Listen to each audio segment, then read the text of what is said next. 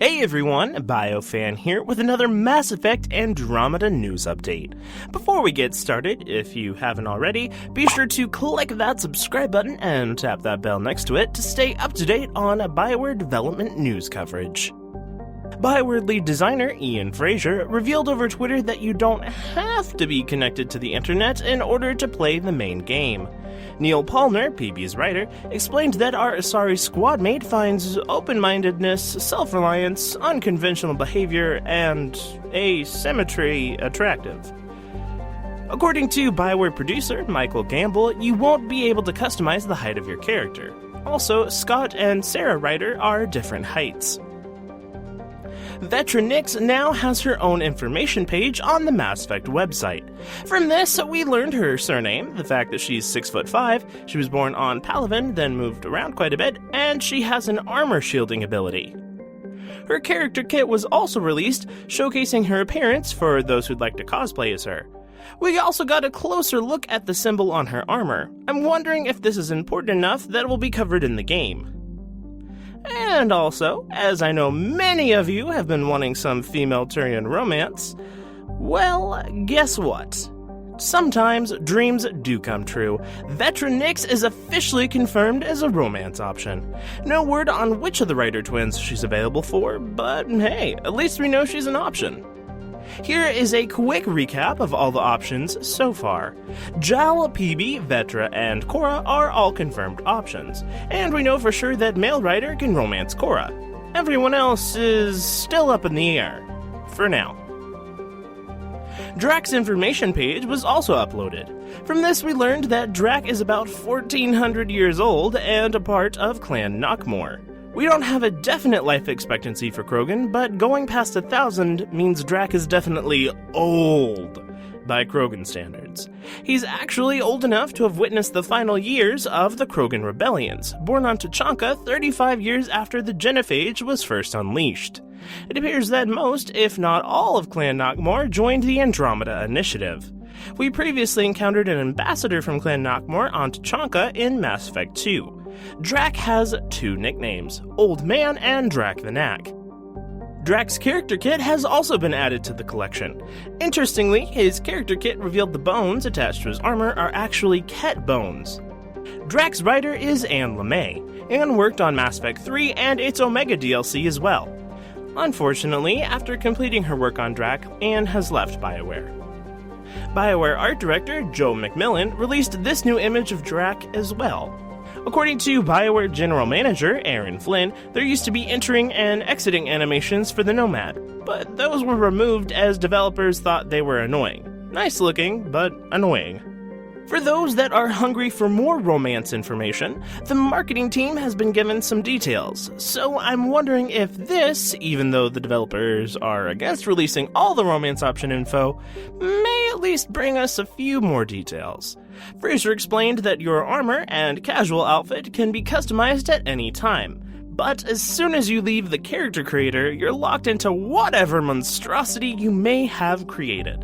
So, looks like I'll be restarting the game several times to get my writer just right. There are some dialogue choices that only become available with certain story choices. Also, don't be a jerkface. People will remember what you said, or did, or do be a jerkface, if that's your style. According to a BioWare creative director, Mac Walters, your squad and crew have their own relationships and dynamics with each other. There's at least one crush amongst the bunch as well. You can collect certain items and store or maybe display them in the Tempest. BioWare producer Fernando Mello tweeted out this image of multiplayer characters. There's a Solarian, Krogan, human, and a super badass Asari ninja. Apparently, the Angaran voice we hear speaking in the second cinematic trailer as Jal is shown on screen is actually not Jal. I've said it before, and I'll just go ahead and say it again, bits of trailer narration often have little to nothing to do with the footage being shown with it. While we don't know who this voice is, he's a human from another galaxy, a Pathfinder. There's a popular theory gaining ground with fans that this voice we hear in the first cinematic trailer I have a bad feeling may actually be Jaal. We'll just have to wait and see, I suppose. We finally have received proper clarification on whether it's Angara or Angaran or Angarans or whatnot. There you go. You can apply ammo modifiers in Andromeda's multiplayer prior to beginning a match, and it'll last for the entire period. The physical deluxe edition is only available for pre-order for North American consoles. However, you can pre-order the regular edition and purchase the deluxe edition goodness online. According to BioWare technical producer Derek French, the details are still being ironed out. You can buy a steelbook case independently of the collector's edition via Best Buy for $10. BioWare voiceover director Caroline Livingstone announced over Twitter that Danielle Rain is the voice of Vetra. Rain is known for roles as Shell in Portal No Escape and Heather in a few episodes of Revenge. She also happens to be starring in a movie alongside Scott Ryder's face model, Stephen Brewis. Small world. And she also happens to watch my videos. Hi, Danielle. The voice of Scott Ryder, Tom Taylorson, confirmed that Dr. Lexi, an Asari doctor who is known to help out early in the game, has a surname, and also we can have several chats with her. PC Gamer interviewed a few of the developers for their newest issue. Here's everything new from the article. There's no antagonistic force threatening to end the Andromeda Galaxy. There is a background plot going on in the game that's larger than the game itself, which leads me to think this will be a bridge to sequels in the new saga of the franchise. Each planet is meant to feel different and have its own story and history. There are characters associated with specific planets, and the planets have their own cultural nuances as well. Most of the plot lines are contained within single planets, but there are a few that involve multiple. There are over a dozen hub worlds or areas which include the Nexus and Kadara. BioWare producer Fabrice Condominis described all of the side quests in the game as meaningful. A character was cut because they were too similar to characters in the original trilogy. I wonder if this may be the cut Solarian squadmate I've discussed in previous coverage. The galaxy map will be 3-dimensional rather than 2-dimensional like in the original trilogy. Aaron Flynn appeared on the PlayStation Blogcast and talked about a few new details. Your father has some role in the story reason for how you're able to change between class profiles. Not just anyone can do it. This will be covered very early in the game.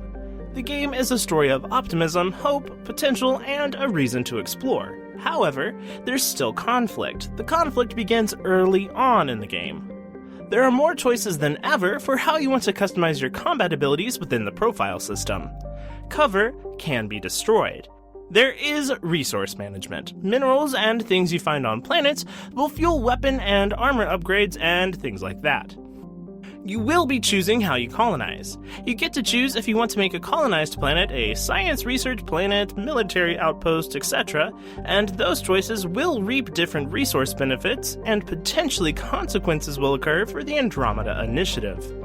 Kathleen Rootsert is writing Jaal. You may remember Kathleen as Caden's writer in Mass Effect 3. Most of those who came to Andromeda reminisce about what they left behind in the Milky Way. BB is not one of those people. Speaking of Peeves, Condominis released this new image of her.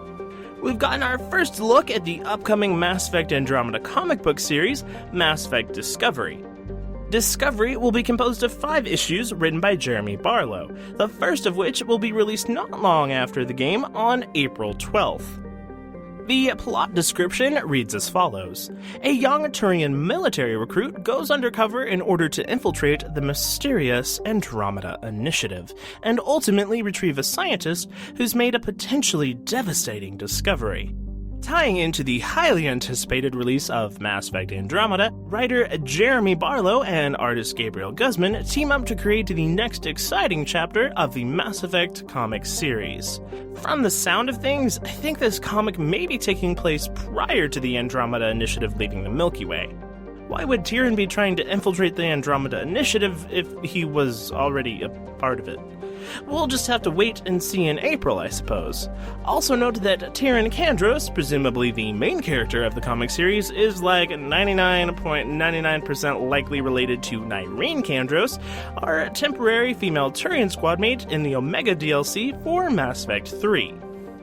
If this takes place in the Andromeda Galaxy, Tyrion wouldn't have known about the events that transpired in the Omega DLC, since the Andromeda Initiative departs prior to the beginning of Mass Effect 3. Andromeda merch is now available on the BioWare store. Pins are available for $10, and an Andromeda Initiative recruit wallet is available for $20. New images of the game were released over Amazon. Let's take a closer look. The first environmental shot is reminiscent of Kadara with the coral and landscape, and looks very similar to this clip from previous footage. Note the remnant vault off in the distance. Also, these mushroom tree things appear similar to the ones in this next environmental shot. We've seen this area before as well. I'm wondering, given the mushroom tree things, if these two environments are on the same planet. Along with the flora, there is a bioluminescent stream. The next image shows Ryder and Liam at a crashed shuttle. I'm thinking this is from the prologue where we take a shuttle down to Habitat 7, are shot down, and fall to its surface. We know that we'll be making our way on the ground with Liam, combating cat enemies to find shelter in a cave. We can also see Ryder in this very short clip on Habitat 7 walking toward a burning shuttle. The guy on the ground, I'm thinking, is just some random, unimportant Andromeda Initiative soldier who came to Andromeda with us on Ark Hyperion. The next image shows Ryder helping him to his feet. Aaron Flynn confirmed that he is not your sibling.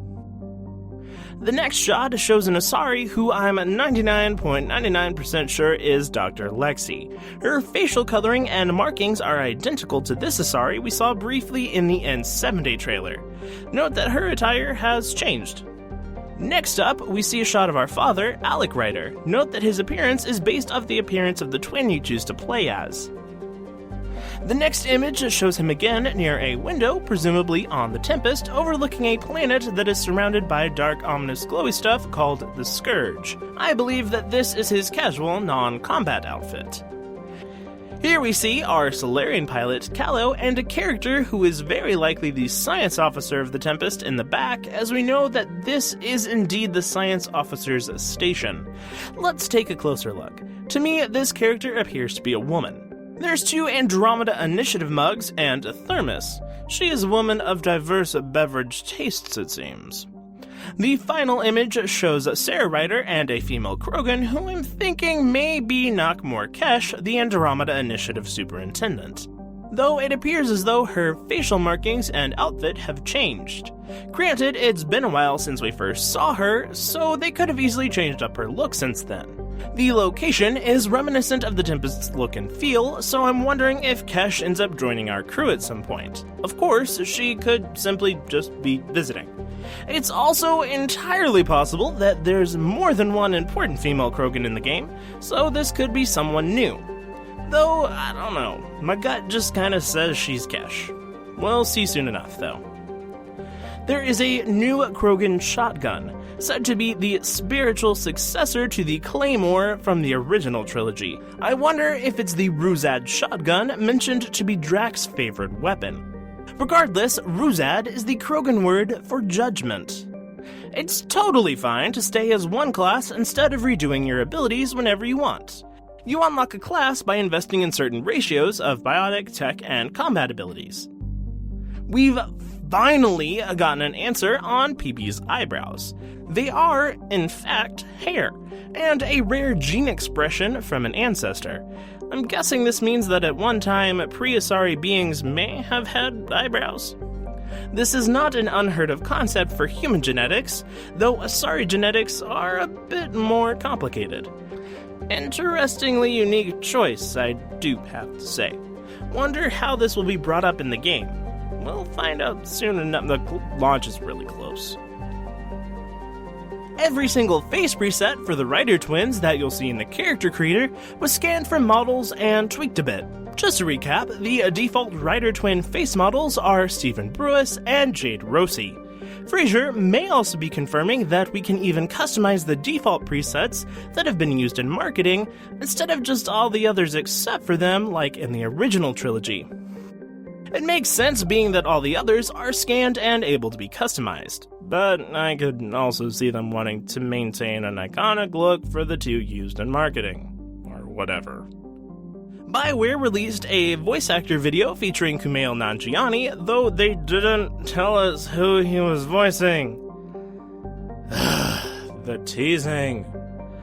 Nanjiani's character is given several characteristics, all of which strongly point to him being a Solarian, or maybe a Drell, but more likely a Solarian since we know they're for sure in the game. Scylla Costa, a producer on BioWare's new secret IP, described Nanjiani's character as a very important role. There are additional human romance options on the Tempest crew, as well as some that are just out and about in the Helios cluster. Not all romances culminate through sex scenes. This was also the case in Dragon Age Inquisition, where some of the romances never outright had sex scenes, though in some cases it could optionally be left open for interpretation. You can change the Nomad to have either 4 wheels or 6. You'll feel a difference between the two on steep inclines. We will finally, after all this time, be getting PC system requirements for the game within the next 2 weeks. Supposedly. The first of a series of informative gameplay videos was released, showcasing combat and abilities. I'll be doing a full in-depth analysis of the footage soon, so keep an eye out on my channel. But for now, here's just a few of the more newsy items of note relating to the video.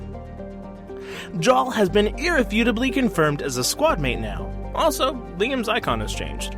The Rokar faction, teased in the Game Awards gameplay trailer, is a group of raiders. Not sure if they're a new race or an already known race that's formed a group with the unique armor appearance. The next video will cover the favorites feature, and you can switch between profiles in the field. You can access more than 3 abilities at a time through the favorites system. The ESRB rating has been adjusted from partial nudity to nudity, in case you were curious about that. You'll be seeing a mix of old and new powers. Pull, for example, incorporates aspects of the trilogy's lift ability. You'll be able to level up until you max out every skill and upgrade, but you may need to play New Game Plus in order to do this. Also, you can do more than one run of New Game Plus with the same character. You can keep playing after you finish the main story. Most of the content, even squadmate loyalty missions, can be done after you complete the main story. You don't upgrade guns like in Mass Effect 3, but you can craft its superior version. Most weapons will drop as loot, but some can only be acquired through crafting for story reasons. BioWare will have a panel at PAX East this year, which will be close to launch, and supposedly it'll be a big deal. PAX East runs from March 10th through the 12th. The multiplayer will not be restricted by region. And thanks to BioWare development manager Mary Renee Brisebois, we now have official confirmation that, on par with the original trilogy's Mako, you can gloriously run over your enemies in the Nomad. Before we come to the end of this news update, I have a few announcements. I just wanted to take a moment to thank you all for helping me reach over 20,000 subscribers. I can't even fathom having 20,000 of you wonderful, beautiful people regularly tuning into my work. You're honestly the best subscribers and viewers a YouTuber could hope to have. I wouldn't be doing any of this if it weren't for you all, so I truly cannot thank you enough for all the support that you've given me. Thank you. Because we're nearing Andromeda's launch, I may only have a few more news updates left before we're all playing the game. As we enter March, I may have to move news coverage solely to my Twitter and social media, as eventually it'll get to the point where I couldn't put out a video in time for most of you to view it before the game releases. I'll still be here doing videos after launch, so please don't go anywhere, and I'll keep you updated on when I'm moving the news coverage over to Twitter. So just be sure you're following me over on there if you aren't already. As I continue to grow, I thought about giving you guys a name. Several YouTubers do this, and I thought it might be cool, but give me your thoughts down in the comments. I ran some polls on Twitter and got a winning result. So, to begin closing out this video, thank you, BioFam. Well, that's all for this round of news. Be sure to catch my other development coverage updates for all the Mass Effect Andromeda info there is. Are you excited that Vetra is a romance option? Who's your favorite of the 6 known squad mates? What are you wanting to know more about before launch? Tell me all about it down in the comments. I'd love to hear from you. And while you're down there, be sure to attack that like button and share this video with your friends, family, random strangers, it's all good. For more Mass Effect Andromeda and BioWare related videos, if you haven't already, be sure to subscribe to my channel by clicking the big red subscribe bar up at the top of the screen. For instant news coverage of BioWare games, feel free to follow me on Twitter and other forms of social media, links to which can be found down in the video description. If you like my videos and would like to help support my channel and improve its quality, head on over to my Patreon page to donate. For more information about my Patreon page and the donation process, there's a video here on the screen with all of that as well.